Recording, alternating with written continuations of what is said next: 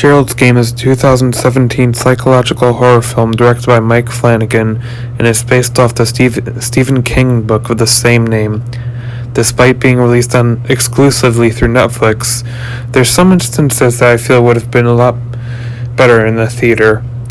Anyway, let's start the review. The film revolves around a couple named Jesse and Gerald Burlingame, who go out in the middle of nowhere to try and save their sinking marriage. But after Jesse attempts sexually assaulting Jesse during the twisted reenactment of some twisted, fucked up, perverted rape fantasy, he has a heart attack, leaving Jesse stuck in the cuffs out in the middle of nowhere. The premise of this is another example of why less is more in horror. All it really is someone strapped to a bed in the middle of nowhere.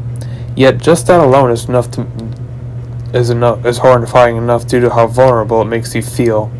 And the way it is executed is done in a very interesting way, since because Jessie is out there by herself, she starts seeing things that may or may not be real, which ultimately force her to confront a very dark part of her life.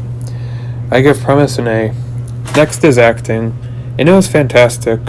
Carla Gugino, I'm hoping I'm saying that name right, your name right, I'm sorry if I'm not, is in this film for pretty much the entirety of it. So that right there is a lot, but the way she carried the film was very impressive. There were scenes where she was remembering stuff that happened to her in her past, and her reactions to them and how they've affected her actually make you feel really bad for her. Also, shout out to the girl who played the younger version of Jessie. I can't find her out who she was, but whoever you are, good job. I give acting an A+. Finally, directing. In one scene, Jessie looks into the corner of a room and sees someone standing there. Unsure if she's slowly going insane or if there really is somebody there. Remember how I said this would have been a lot better in the theater? Well, there's why. That scene was just so dark and so ominous that being in a dark, dirty-ass theater away from home surrounded by total strangers would have made it only 10 times more intense. Now, I understand that we have the virus, but this was released in 2017. Doesn't affect the grade, but just missed opportunity.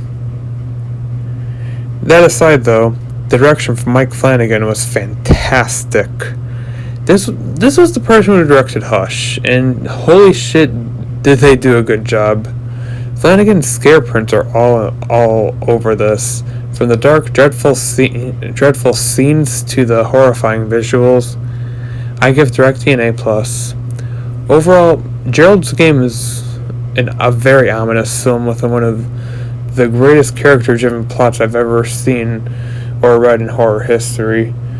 There are things that happened to the main character in the past that aren't right.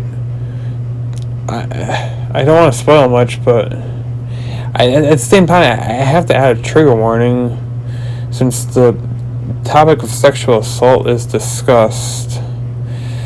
And I admit that topic is very hard to talk about and listen about, especially for me. It's very bothersome to me.